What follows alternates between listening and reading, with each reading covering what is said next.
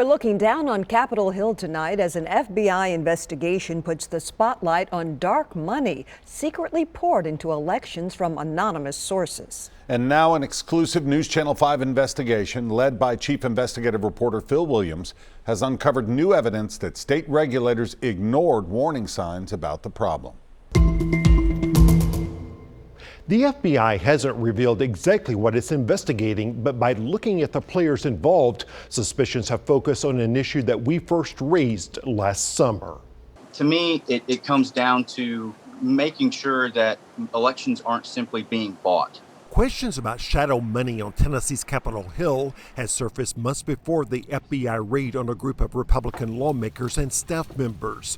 Many of those questions appear to focus on how one of those lawmakers, Lewisburg Republican Todd Warner, got elected to the state house last fall. What really kind of got me noticing that this race is a little bit different was the amount of money that's being spent. Law student Greg Hazelwood campaigned for the incumbent Republican Representative Rick Tillis.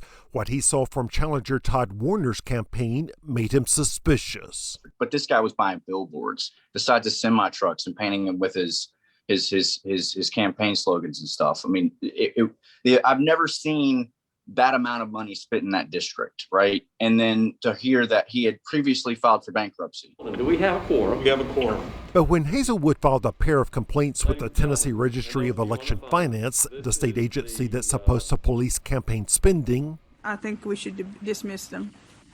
I have a motion to dismiss. Is there just a second? the board decided to do nothing. To me, it means something is broken in that part of the system. And it's just absolutely crazy to me that the board dismissed the complaint without any investigation. Balanced the budget, banned sanctuary cities, created jobs. As News Channel 5 Investigates first revealed last summer, Tillis was targeted in the Republican primary by a shadowy group that called itself the Faith Family Freedom Fund. Rick Tillis would rather. The attacks included robocalls, mailers, Facebook ads, even text messages. But in a sworn campaign finance report filed in mid-July, the group claimed it had not raised or spent any money. This is what Tillis told me then. And I would certainly like to get to the bottom of this, because anyone that's funding an attack ad or attack campaign on an opponent without showing who they are, it reeks of political corruption. It violates the law. Oh, it's definitely a violation of Tennessee state law. Facebook's political disclosure showed that at the time of that July report, the Faith Family Freedom Fund has spent up to $597 against Tillis. All totaled, the group spent somewhere between $700 and $1,400. But on its campaign finance reports, the group has still not reported any money paid to Facebook.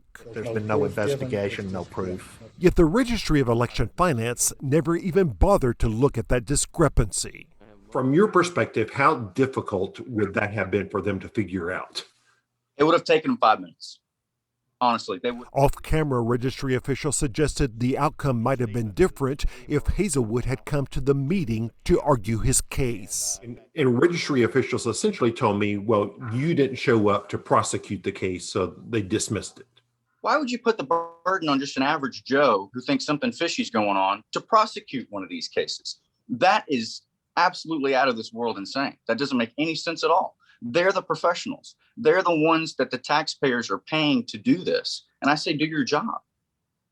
One other curious tidbit, the Faith Family Freedom Fund reported one contribution, $7,000, from a Crawford Brandon out of Raleigh, North Carolina. He was listed as being a restaurant operator, but we checked and we could find no such person in Raleigh, and the North Carolina Restaurant Association told me they have never heard of him.